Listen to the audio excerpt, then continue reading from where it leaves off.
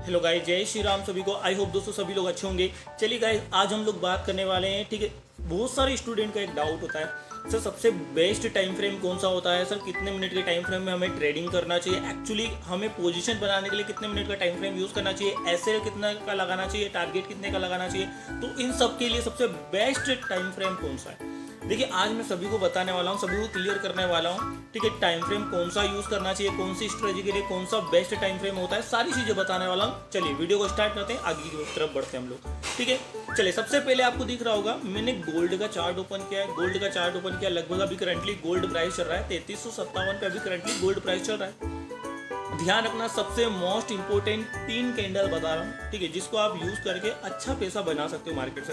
सबसे पहला तो देखिए, हमेशा याद रखना, आप 1 आवर का टाइम फ्रेम यूज करो। उसको क्या करना है, आपको एनालिसिस कर लो 1 आवर के टाइम फ्रेम को। ठीक है, सेकेंड आपको यूज करना है 15 मिनट का टाइम फ्रेम, थर्ड है 5 मिनट का टाइम फ्रेम। देखिए, अगर मैं गोल्ड में ट्रेडिंग कर रहा हूँ और अगर मेरे को स्केल्पिंग करना है, ठीक है, आपने देखा होगा गोल्ड में ज्यादातर मार्केट प्राइजेक्शन पे काम करता है। अब प्राइजेक्शन में बहुत सारी चीजें होती है, ठीक है, सपोर्ट होता है, रेजिस्टेंस होता है, ट्रेंड लाइन होती है, मार्केट का चार्ट पैटर्न होता है, ठीक है, मार्केट की कैंडल्स वगैरह होती है, बहुत सारी चीजें होती है। ठीक है, तो देख ज्यादातर मार्केट एक ट्रेंड लाइन, सपोर्ट, रेजिस्टेंस, इन पे ज्यादा वर्क करता है। ठीक है, तो याद रखिए, मार्केट में अगर ट्रेंड लाइन, सपोर्ट और रेजिस्टेंस को अगर आप मार्क करके अपन ट्रेडिंग करते हैं, स्कैल्पिंग की तरह अगर ट्रेडिंग करते हैं, तो 5 मिनट का time frame is a best time frame scalping के लिए।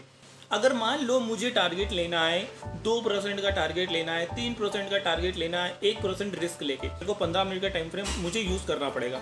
ठीक है, अगर मेरे को 1% रिस्क लेना है, 3% का, अगर 2% का मेरे को टारगेट प्लान करना है, तो मैं 15 मिनट का time frame best time frame होता है, मैं उस टाइम फ्रेम को यूज। अगर आपको छोटे छोटे टारगेट प्लान करना है तो 5 मिनट का time frame is the best time frame, आप उसको यूज करिए।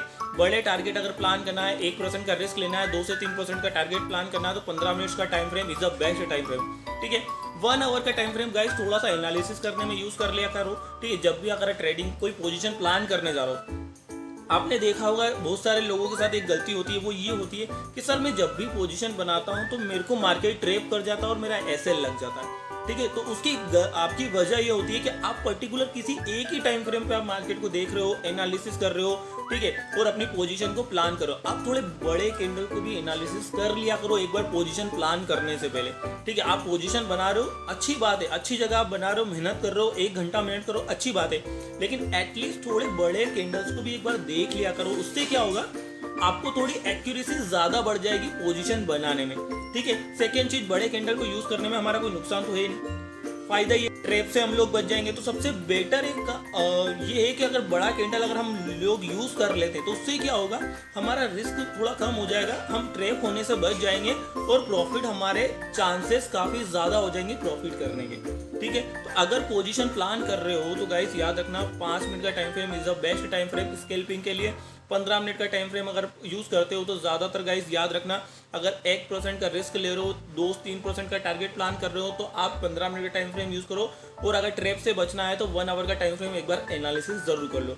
ठीक है, तीनों टाइम फ्रेम बहुत अच्छे टाइम फ्रेम है, आप इनको यूज करके अपनी ट्रेडिंग में आगे बढ़ सकते हो। ठीक है, मैं तो रिकमेंड करता हूँ गाइस कि सारे कैंडल्स को आप यूज करो, एनालिसिस करो, देन उसके बाद अपनी पोजीशन को प्लान करो।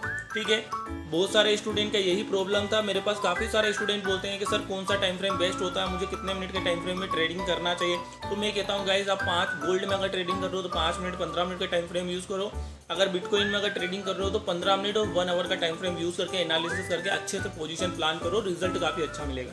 ठीक है, बस ये कि याद रखना, जब भी आप पोजीशन प्लान करो ना, तो एक चीज़ हमेशा याद रखना, रिस्क हमेशा मिनिमम होना चाहिए, टारगेट हमेशा 2 से 3% का होना चाहिए। चाहे आप स्कैल्पिंग कर रहे हो, ठीक है, या मार्केट में कोई इसके अलावा दूसरी कोई स्ट्रेटजी, जैसे आप एसएमसी वगैरह, प्राइजेक्शन वगैरह, या फिर आप इसके अलावा सुपर ट्रेंड वगैरह जो इंडिकेटर वगैरह जो यूज़ करते हो, उन पे भी अगर आप ट्रेडिंग कर रहे हो तो 1% का रिस्क होना चाहिए, 2 से 3% का आपका टारगेट होना चाहिए, ये बात हमेशा याद रखना।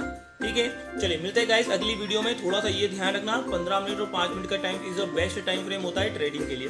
ठीक है, गोल्ड के लिए और बीटीसी के लिए। ठीक है, दोनों के लिए 15 मिनट और 5 मिनट का time frame best time frame होता है। चलिए मिलते हैं गाइस अगली वीडियो में। जय श्री राम सभी।